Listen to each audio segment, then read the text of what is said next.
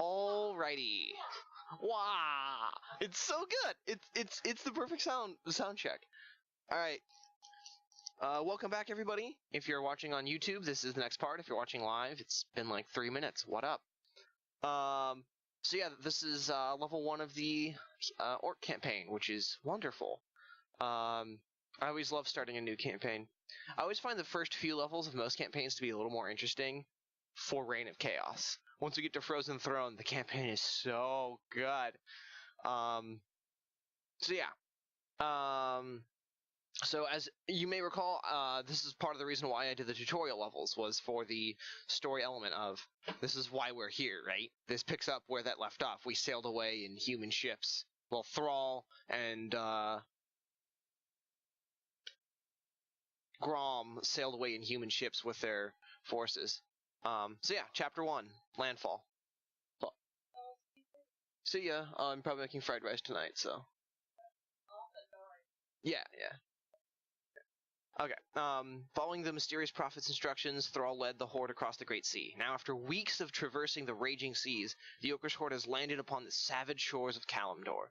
With their stolen ships broken and drowned, the Orcs cautiously venture inland, wary of the unseen dangers lurking within the crags of the desolate land.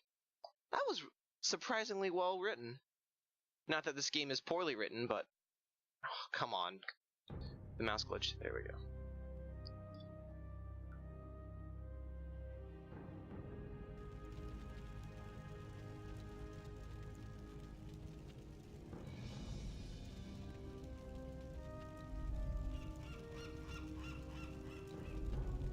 War Chief, our ship sustained heavy damage when we passed through the raging maelstrom. It's unsalvageable. I knew it. Can we confirm our location? Is this Kalimdor? We traveled due west as you instructed. This should be it. Very well. Has there been any sign of Grom Hillscream or the other ships? No, War Chief. Not since we got separated. Prepare to move out. If our comrades did make it here, we should be able to find them along the coast.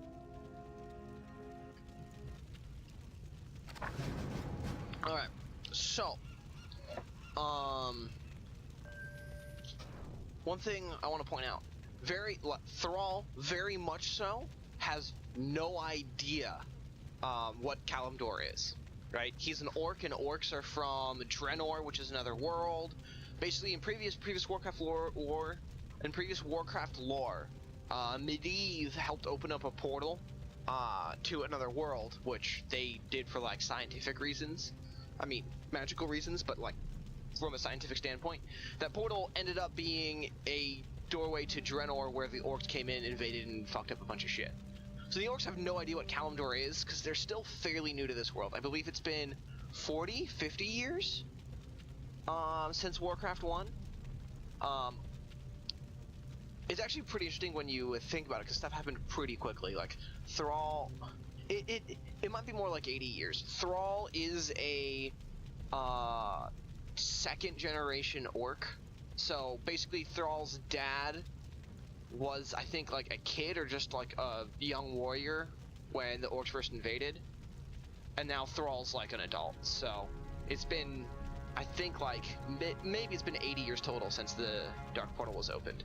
So orcs are very new to this world and they have no idea what Kalimdor is. I believe the elves and humans know in their history that Kalimdor exists. They just don't really give a shit.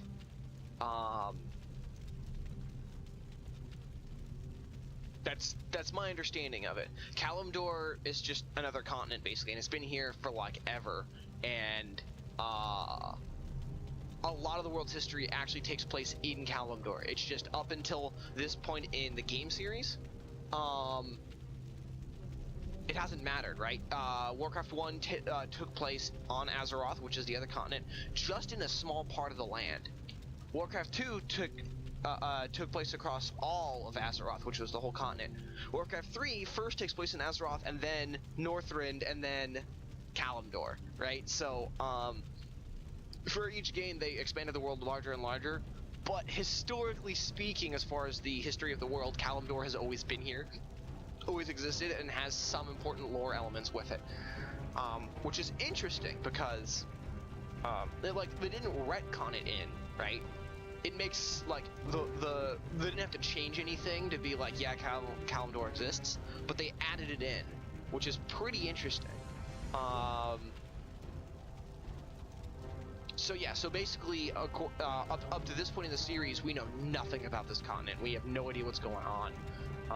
So we're in the same position as Thrall. Thrall very much is like Blizzard's favorite child. Thrall's in the tutorial and Thrall's here. Like, it's funny because, like Warcraft 3, it's the story of Arthas and it's the story of Thrall. Right? There are other characters and stuff, but really it's about those two characters mainly. Thrall and Arthas are the two who kind of do everything. But yeah, so. Let's get on with it. We should check these crates for valuable supplies. Fair enough. Okay, so one of the advantages of Orcs. Oh, by the way, there is a optional campaign. So when they first made the game, they had the tutorial actually led into a full campaign with the Orcs, and that's what they were gonna do. When it came to the final cut, they decided not to use it, but they put it into the game on a later patch as a custom campaign, and it explains why troll headhunters are with the Horde. Why? And these trolls are blue, and traditionally in Warcraft lore, trolls are green-skinned like the grunts. Those are forest trolls. Basically, actually, okay. I didn't want this to be a history lesson, but this level should be pretty fast anyway, so I got time to make up. In Warcraft 1, it was just the orcs and the undead, kind of. The orcs had necrolytes, which are like warlocks specialized in raising the dead, and yeah, it was all orcs. And it was just orcs versus humans, right? It was the orcs invading a human kingdom. In Warcraft 2, things escalated. So the orcs ended up teaming up with forest trolls, goblins, ogres, and they ended up taming dragons, right? Those were all creatures of this land, right? Only the orcs crossed through the portal. And Death Knights, sorry. Death Knights also joined in Warcraft 2. So Death Knights and orcs are not from this world, but all of those other things are. And so they made alliance, and they called it the Horde. Then there was the human alliance, where the humans teamed up with the elves, gnomes, dwarves. They tamed griffins. And yeah, that's it. And then they just allied with like other human kingdoms. So Warcraft 2 was like a world war, whereas Warcraft 1 was like just a war within a country, right? It was kind of one place's problem. And then in Warcraft 2, they were like, guys, this sucks. Everyone's like, yeah, we'll help you out. And then obviously the orcs made friends with the lesser races that were here. After Warcraft 2, the orcs failed and the Horde was disbanded, and they were put into internment camps and all that. So basically everybody pieced the fuck off. So when we start off in Warcraft 3, it's just orcs again, and they have to remake alliances and stuff. So this time they don't ally with forest trolls, they ally with island trolls, which have blue skin. So if you've played previous Warcraft games, or if you're wondering why did they retcon them to be blue skin, they're actually different trolls than the trolls in the previous games. I feel like the main reason they didn't wasn't necessarily story. I feel like they just wanted to give them a different skin color, because in Warcraft 2, everything's green, right? You have goblins, orcs, trolls, like all of them have green skin, and I feel like they just wanted to make a little bit more variety in their color and in their creatures. So it was like a retcon without being an actual retcon. It was just a really clever way to fix that problem. We're under attack. So yeah, so I will go back and play the custom campaign for the orcs. I think I'll do it right after I finish the Night Elf campaign, which is the final campaign for Reign of Chaos. I will then do the custom campaign. It must have been smashed against the rocks in the storm. Dabu. Yes. Dabu. Yes. I've always liked Chain Lightning as a spell. It's very satisfying.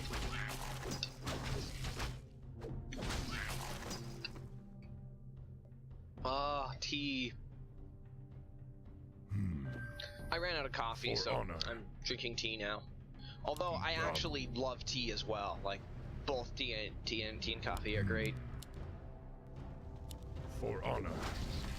Double. Tea is nice because the tea that I drink is a lot less strong than the coffee that I drink. I can make 2 batches of tea in a day. Red with fresh blood. Is there nothing in this land but dust and carnage? Double. For those who know World of Warcraft lore, where I don't think we're in the Barrens, but we're like just south of the Barrens. Loktar Ogar!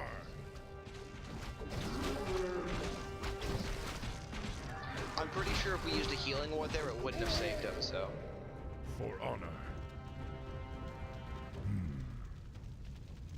Yes. For honor. So we've seen Centaur and we've seen Minotaur.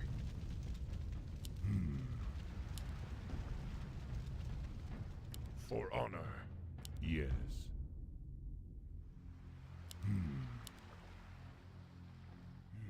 Those pig creatures are unlike anything I've ever seen before. At least they're prettier than the humans. Oh, if you notice, I started with a few extra. What? I didn't start with Ring of Protection?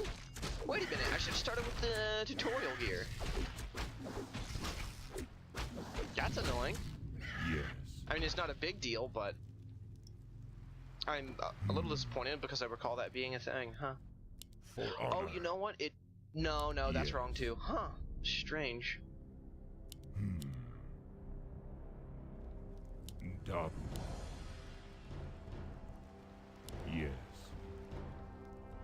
Also, I've been thinking, and I think I will do the Raxar campaign for the Frozen Throne. I might, like, edit it slightly differently and make it a different series.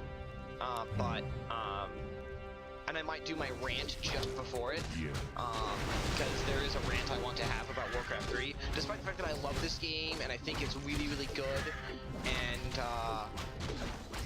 like, I think it was great for the industry. I have a very strong opinion. Thanks for saving us, man.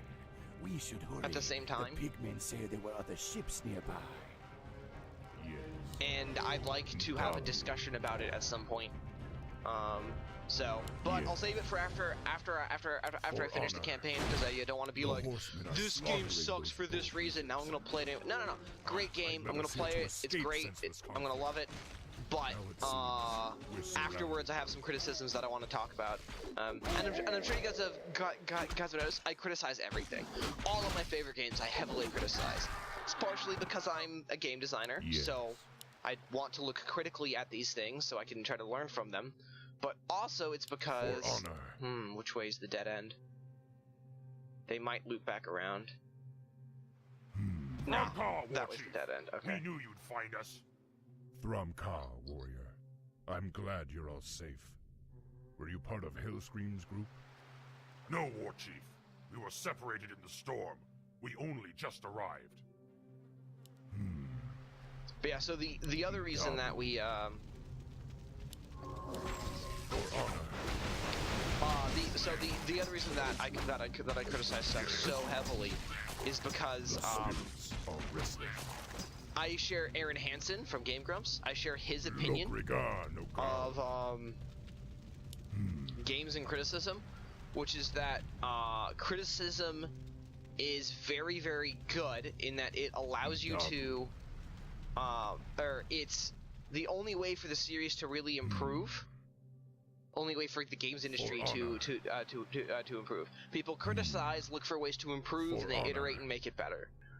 So I very much criticize things heavily, especially the things that I love, because you always can be better. And also from like a game design perspective, as somebody who's designed a lot of stuff, there have been a lot of times where people are like, "No, your game's great."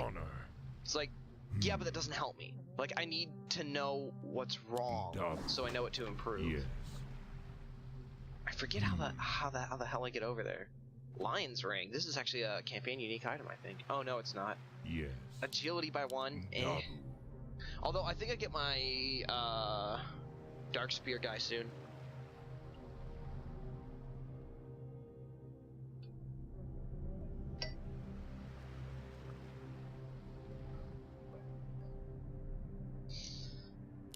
Okay. Yes. For honor. Also, for those who do love the lore and story of Warcraft, if you have not read the book that is Thrall's origin story, I highly recommend it. Yes. The book about Thrall, I believe it's called Lord of the Clans. It's written by, I believe it's written by Richard A. Nack, or Nake. I don't know how you pronounce his last name. He wrote a lot of the Warcraft books. Really, really good writer, and that book is incredible. Thrall's story is incredible. The horsemen look as if they're dressed for war. Let's get on with it. Yeah, we're good. So Thrall's story is like one of the better stories that Warcraft tells, and so I highly recommend reading that book if you love high fantasy stuff and you love the Warcraft world. Basically, the book leads almost straight into this game. It's like the prequel arc to this game, and it explains Thrall's story, and it's just phenomenal.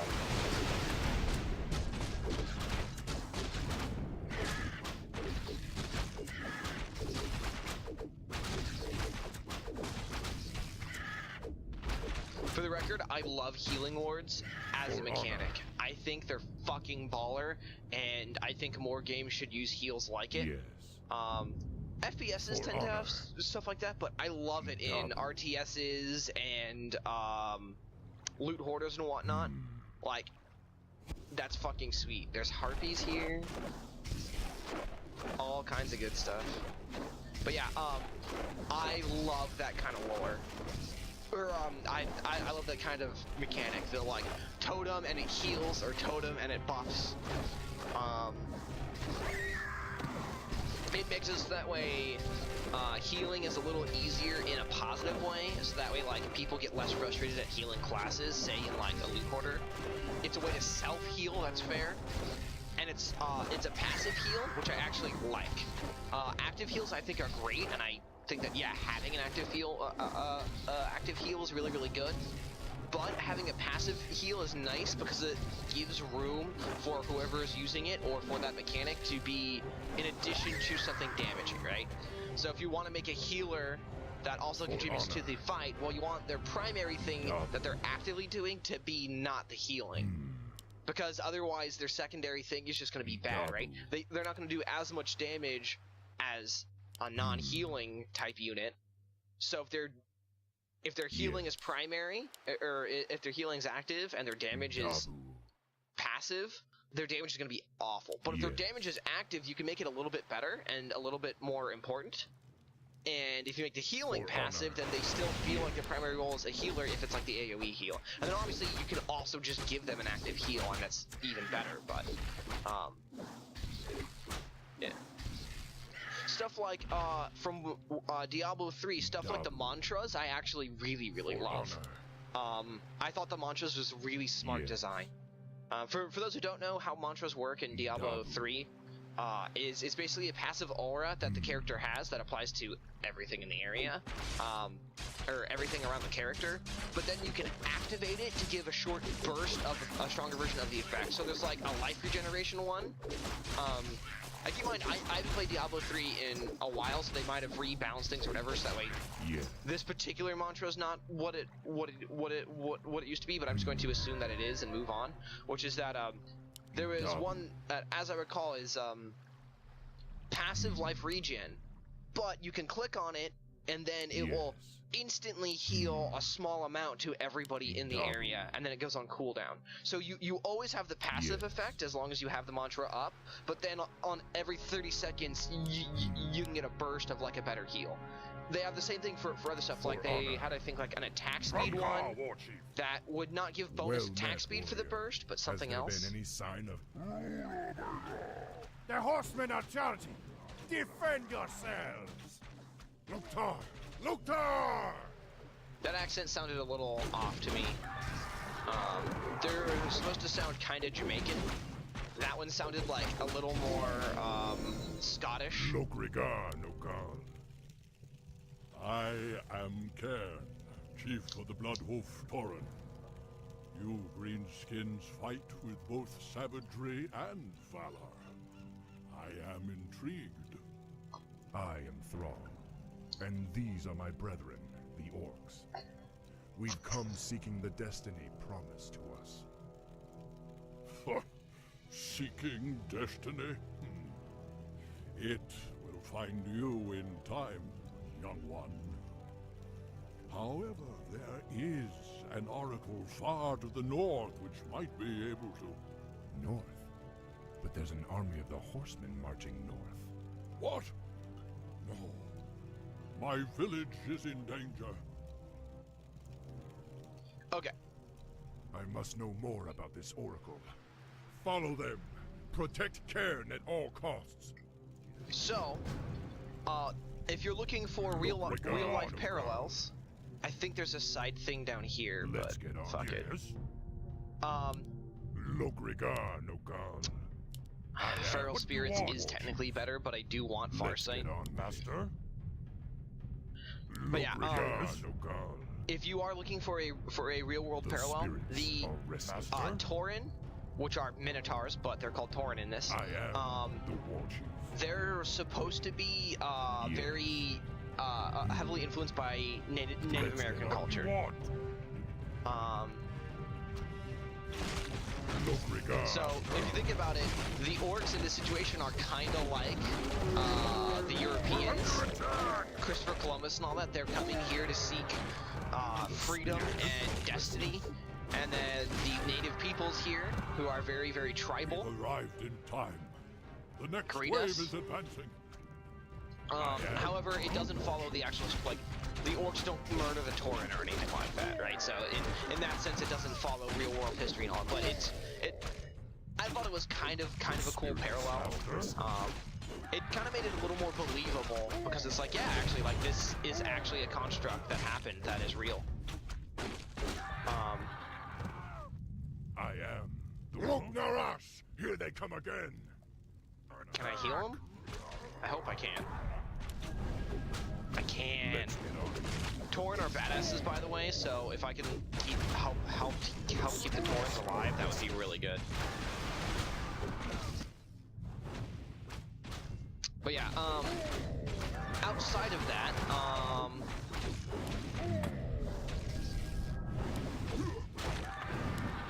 I should save my mana for the next wave. We almost got this one. Oh, right. Yes. Cool. I almost fully healed that Tauren. They've brought a champion with them this time. This should be the last wave.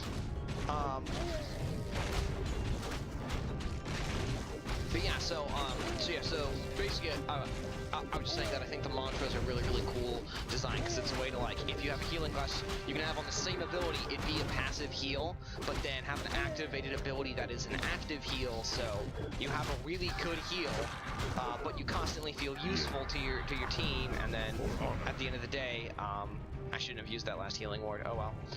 And then Your you can tribe have is them. safe. You can have a whole slew of other Thanks active to you, abilities. young war chief. But the centaur drove off all the game in this region, and I cannot allow my people to starve. Soon we must head north to the verdant grasslands of Mulgore. And you fear the marauders will overtake you? Yes. The devil's speed cannot be matched upon the plains. Well, if you tell us how to reach the oracle you spoke of, then my brethren and I will escort you on your march. I am intrigued by you and your people, young thrall. You are more than welcome to join us. Okay. So this game has escort missions, which I normally hate in most games. But in an RTS, I actually think escort missions are really, really good. And this one's done really well. This land is rugged and beautiful, much like the place from which my people originally come. Yes. We Tauren have always held a great respect for the works of the Earth Mother. There are far worse fates than living freely upon the open plains, young warchief. My people deserve a land to call their own, Cairn. War Chief, we've spotted a herd of marauders bearing down on us. Cairn, the Kodos are overburdened and must rest. Why don't you remain here and protect the caravan while we search for a suitable oasis? Ah, there's no need to coddle me, boy. I may be old, but I'm not helpless. Okay. So if you're watching on YouTube, thanks very much for watching this section. The next part will be up tomorrow. If you're watching live, I'm just going to take a quick break, like a micro break, just for editing reasons. And the more that I'm listening, the more that I think that the game audio is a little low. So I'm going to see... Yeah. I'm going to turn it up just a smidgen.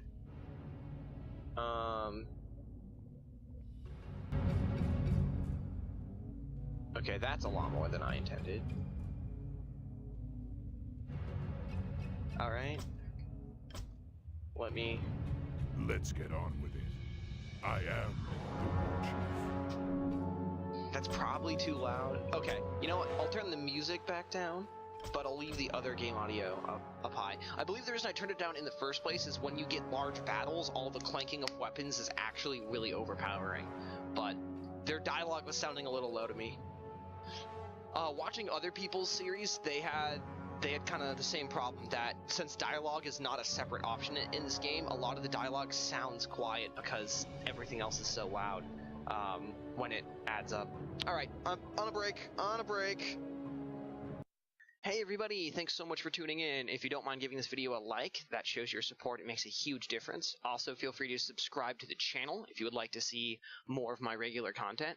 And if you want to tune in live to see what I do, well, for a wide variety of other games and whatnot, tune into my Twitch channel, which there should be links in all of this in annotations and in the description below. Also, follow my Twitter to get live notices to know when I am going live on Twitch. Every bit of support makes a huge difference and is much appreciated, so thanks so much for watching, and with that, I will see you next time.